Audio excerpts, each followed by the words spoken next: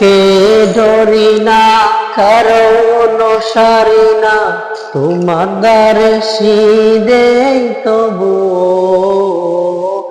কাউকে ধরি না, কারো অনুসারী না, তোমার দ্বারে সিদেই তবু। হে ওসিলায় দয়া ও রহম দিলাম, ক্ষমা করে দাও, মাফ করে দাও আল্লাহ। ওগো আল্লাহ, ক্ষমা করে দাও, মাফ করে দাও। যতদিন এই জীবন বিনা বাঁচিবে, সুখতে চালাও, মাফ করে দাও।